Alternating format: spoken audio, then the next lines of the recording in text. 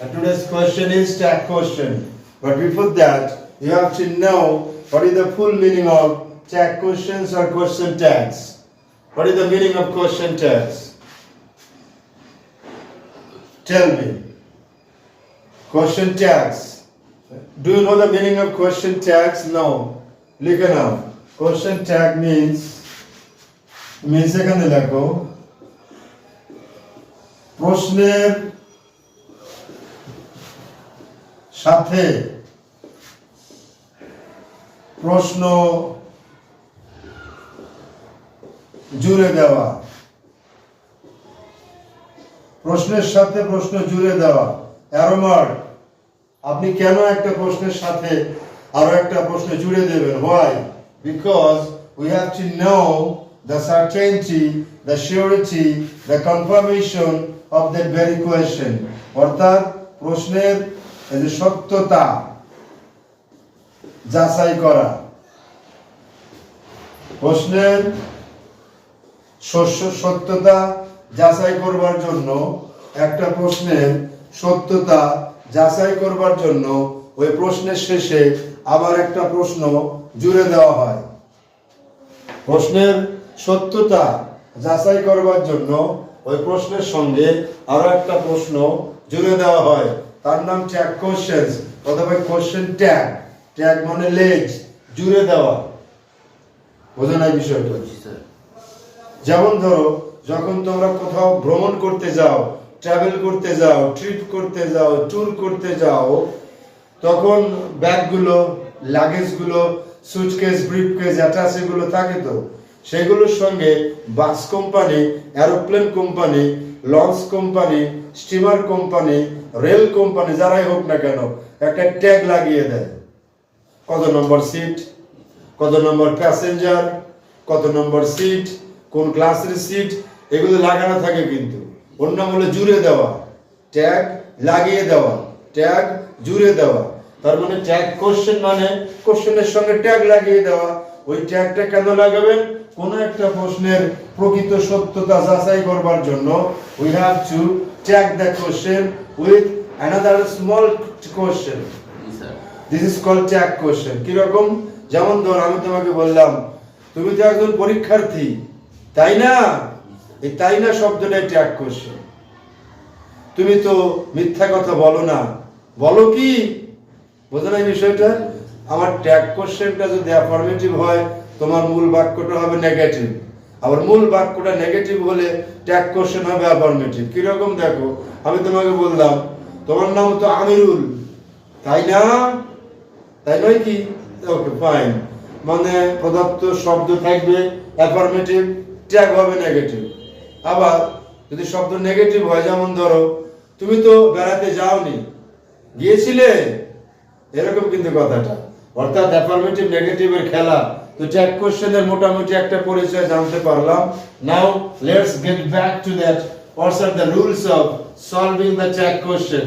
Tag question solve করার জন্য কি কি নিয়ম পালন করতে হয় একটু বলে নিই আমরা। লিখে নেই, শুনে নেই, দেখে নেই। ক্লিয়ার? লেখো, খাতা খোলো, try to compose in your copy. কিরকম ভাবে লিখবেন দেখুন। রুলস লিখুন, উপরে rules, arrow mark, colon dash, তারপর আবার নাম্বারিং, 1 নাম্বার রুল। ট্যাগ কোশ্চেনের প্রথম কাজ হলো, দ্য ফার্স্ট রুল, প্রথমত লিখে কিন্তু আবার কোলন দেবেন, ড্যাশ দেবেন না। প্রথমত দেখেন, প্রদত্ত সেন্টেন্স, প্রদত্ত সেন্টেন্স এর ভার্ব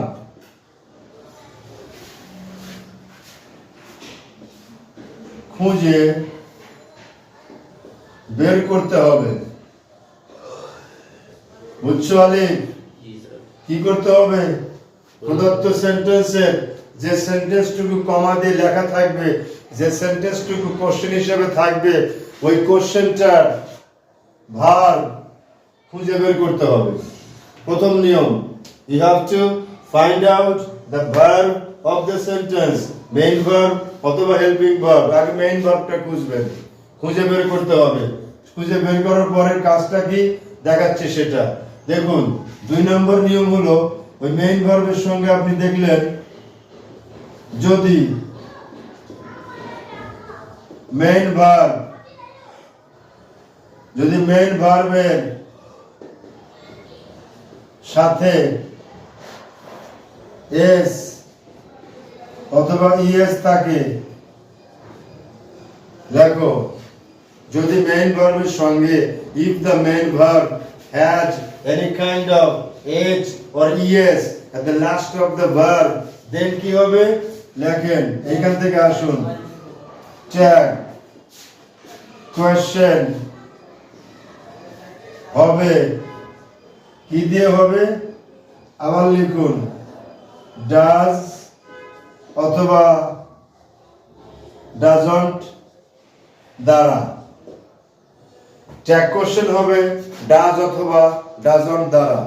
যখন নিয়ম লিখবেন এক্সাম্পল লিখে নেবেন, নইলে কিন্তু বুঝবেন না।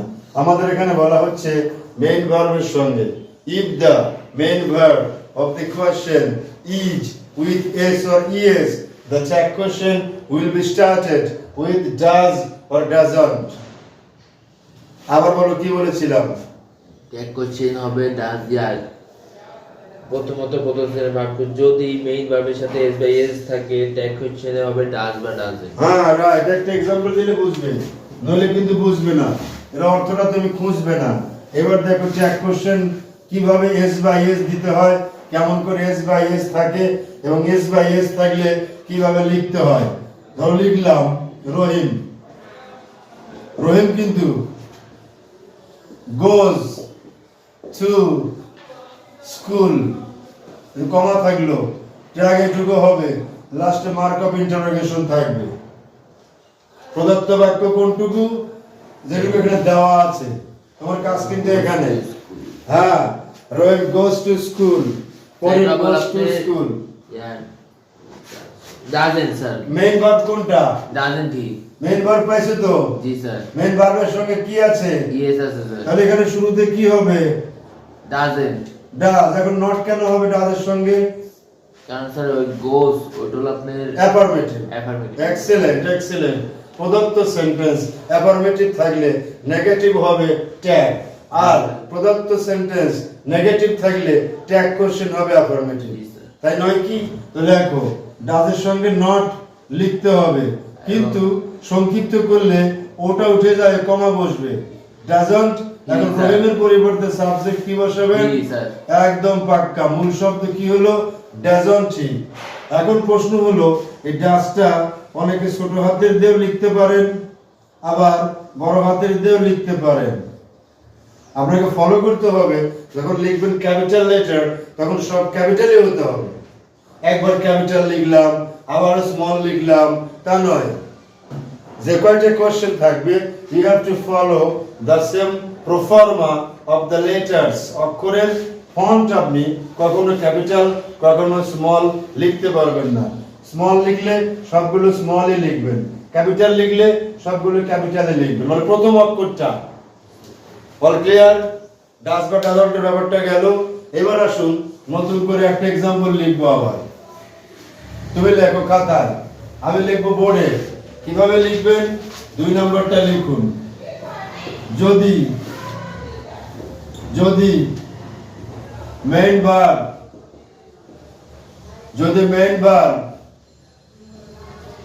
ফার্স্ট ফর্ম থাকে, যদি মেইন ভার্ব ফার্স্ট ফর্ম থাকে, আগে কিন্তু এস বাই এস ছিল, এখন হয়ে যাচ্ছে পাস্ট ফর্ম। এই যে পাস্ট ফর্ম অতীতকাল, তখন কি হবে? এখানে আবার কোলন দেন, কোলন ড্যাশ দেন অথবা কমা দেন, এখানে উত্তর লিখবেন। ট্যাগ হবে, ট্যাগ হবে কি দিয়ে? আবার লেখেন এই যে পাস্ট ফর্ম থাকলে ডিড অবলিক ডিডন্ট বসে, তাহলে ট্যাগ কোশ্চেনে ডিড অথবা ডিডন্ট বসবে। মেইন ভার্বের ফার্স্ট ফর্ম থাকলে ট্যাগ হবে ডিড অথবা ডিডন্ট। ক্লিয়ার? ক্লিয়ার? আবার বলো কি লিখলাম, আমিরুল বলো। যদি মেইন ভার্ব পাস্ট ফর্ম থাকে তাহলে ট্যাগ হবে ডিড অথবা ডিডেন্ট। ওকে ফাইন, এক্সাম্পলটা লিখে দিচ্ছি। Try to compose the example, otherwise you would not like to know the matters clearly. এবার লিখুন, রানা went to ঢাকা, কমা বাকিটুকু কোশ্চেন মার্ক স্যার না জান বলতেছি লিখে নাও। স্যার ডিডেন্ট দি। এখন ভার্ব কোনটা? স্যার ওয়েন্ট মূল ভার্বের কোন ফর্মে আছে? পাস্ট ফর্মে স্যার। তাহলে কি বসবে? ডিডেন্ট। এখন অ্যাফার্মেটিভ নাকি নেগেটিভে আছে? Sir affirmative. তাহলে নেগেটিভ হবে। জি স্যার। ডিডন্ট হওয়ার কথা, এন ওটা বাদ, অ্যাপোস্ট্রফি কমা দিয়ে দিবেন। ডিডন্ট। এরপর সাবজেক্ট কোনটা? Rana sir he. তার রানা হবে না কিন্তু, He। হেল্পিং ভার্ব হবে এবং তারপরে হবে প্রোনাউন। সাবজেক্ট নাউন হয়ে যাবে প্রোনাউন, ভার্ব আছে মেইন হয়ে যাবে পাস্ট ফর্ম, এটা আছে অ্যাফার্মেটিভ হয়ে যাবে নেগেটিভের সংক্ষিপ্ত রূপ এন কে O T, not. Did not কিন্তু না, ডিডন্ট। ডিডেন্ট। Didn't he? সে কি যায়নি? হ্যাঁ গিয়েছিল। This is the fact of 3 classes of main verbs. Main ভার্বকে 3টা অবস্থা আপনি পেতে পারেন। 1 নম্বর মেইন ভার্বের সঙ্গে এস বাই এস থাকতে পারে, 2 নম্বর মেইন ভার্বের পাস্ট ফর্ম থাকতে পারে। আরো একটা ফর্ম বাকি আছে, লিখে দিচ্ছি আপনাকে, লিখুন খাতায়, আবার লিখবো বইয়ের পাতায়। Please try to compose the name. এবার দেখুন, যদি মেইন ভার্ব দেখা যাচ্ছে, জি স্যার। যদি মেইন ভার্বের এই দেখেন এস আবার ইএস, এস বা ইএস না থাকে, যদি মেইন ভার্বের সাথে এস বা ইএস না থাকে, যদি মেইন ভার্বের সাথে এস বা ইএস না থাকে, এক অথবা মেইন ভার্বের